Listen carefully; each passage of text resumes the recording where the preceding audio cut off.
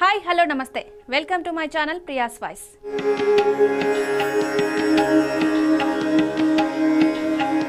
తెలుగు పంచాంగం ప్రకారం కార్తీక బహుళ అమావాస్యతో కార్తీక మాసం ముగిసిపోతుంది. ఈ పవిత్రమైన రోజున ఉపవాస వ్రతాన్ని ఆచరించడం వల్ల సకల శుభాలు కలుగుతాయని శాస్త్రాలలో వివరించబడింది.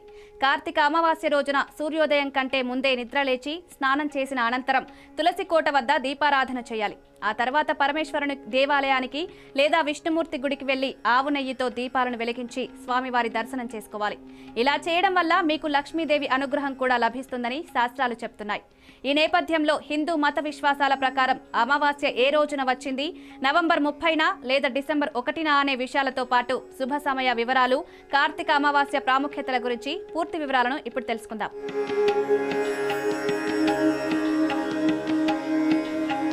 తెలుగు పంచాంగం ప్రకారం కార్తీక మాసంలోని కృష్ణపక్షంలో నవంబర్ 30వ తేదీన శనివారం ఉదయం 10:29 అమావాస్య తిథి ప్రారంభమవుతుంది.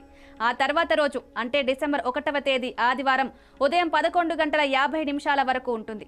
ఉదయం తిథి ప్రకారం డిసెంబర్ 1వ తేదీ అంటే ఆదివారం రోజున కార్తీక అమావాస్యను జరుపుకుంటారు. ఉదయం 5:08 నుంచి ఉదయం 6:02 వరకు బ్రహ్మముహూర్తం ఉంటుంది. అభిజిత్ ముహూర్తం ఉదయం 11:49 ప్రారంభమై మధ్యాహ్నం 12:31 వరకు ఉంటుంది. స్కంద పురాణం ప్రకారం కార్తీక అమావాస్య రోజున ప్రవహించే నదిలో స్నానం ఆచరించాలి.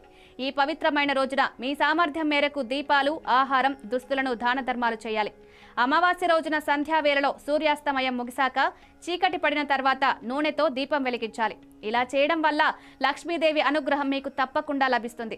ఇదే విధంగా శ్రీ విష్ణుమూర్తికి తులసిని నైవేద్యంగా సమర్పించి భగవద్గీతను పఠించాలి. దీంతో విష్ణుమూర్తి ఆశీస్సులు లభిస్తాయి.